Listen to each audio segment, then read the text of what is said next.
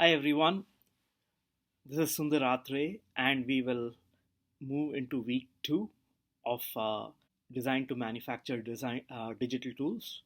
So, in lecture 4, we will look at a few problems. The primary aspect of these design exercises is to put pen on paper and also get familiar with a number of strength of materials related topics that you would have covered in earlier classes.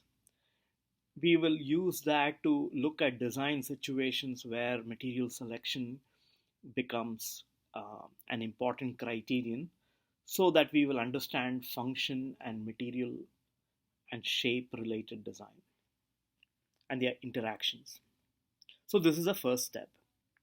So, please have a pen and paper ready while you work through these exams. I will give you just the procedure for you to think over, and you will have to fill out the steps. There will be in quiz 2, in addition to some of the material that will be covered during exercises in lectures 5 and 6, exercises similar to this for which you have to look up equations and be able to come up with some calculations. So, let's take a look at the first problem, design exercise 1.1. Here we have a cantilever beam. Its length and width and thickness are given. It is specified that it's an aluminum alloy.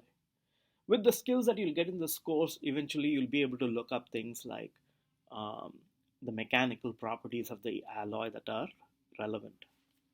You could have two different kinds of loading situations um, as shown by this schematic over here. Right now we are looking at the first case where there's an end load of 5 newtons. Maybe in the design exercise that will be part of the quiz 2, we'll look at some variants over like this over here. Okay.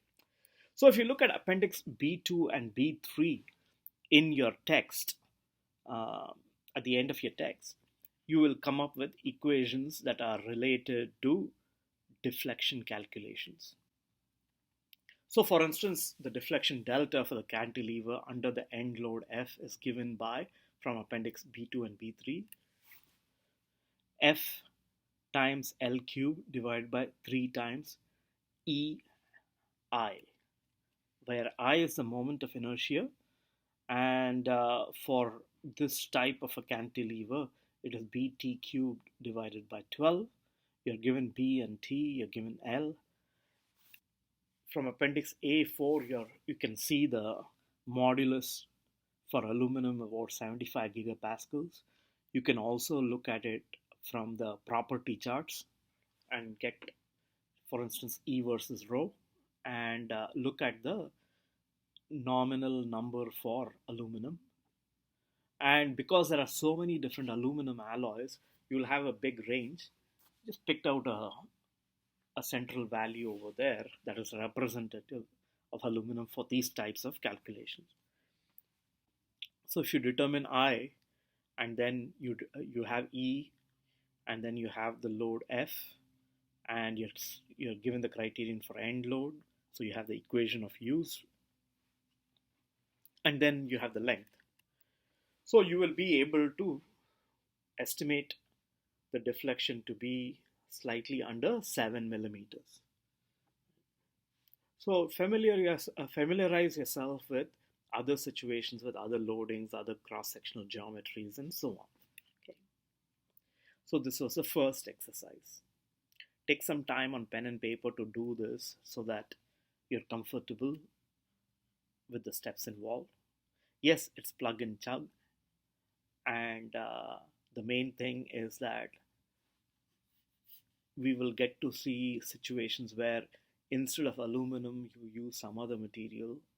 How much more would it deflect, how much less would it deflect, and get that type of an understanding of the uh, effect of material on design performance.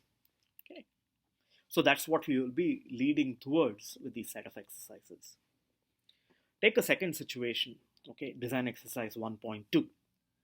Here we have a spring wound from stainless steel wire, so that's your material over here, and the diameter is given, the number of turns is given, the radius is given, and we have to find out how much it will extend when loaded with a mass P of 1 kilogram. Here is a situation of what that looks like, and the equations are provided in Appendix B6, and mainly in B6 you will get equations for spring deflection and failure. So if you were to take a closer look at the equation, you will be able to notice that in Appendix 6, the set of data relates to torsion of shafts. So there could be a hollow shaft or it could be a solid cylinder. Right? So the wire will be the case of the latter. And helical springs are a special case of torsional deformation. And so you can begin to get various data. In this equation, what is G and what is sigma Y? Those are some things that are useful to know. Okay. So G is the shear modulus. Do you remember, if you knew the Young's modulus data, which is more commonly available, how you determine shear modulus based on some of the exercises in quiz 1? And then you get yield strength as well. Do you know how to determine yield strength from a stress strain curve? So extension U under a force F, right, if it's the load is 1 kilogram, you will get a force of 9.81 newtons, because G is the acceleration due to gravity.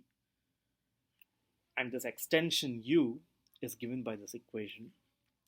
We know from Appendix A4, you can assume a shear modulus to be 3 by 8, so about 40% roughly of the Young's modulus.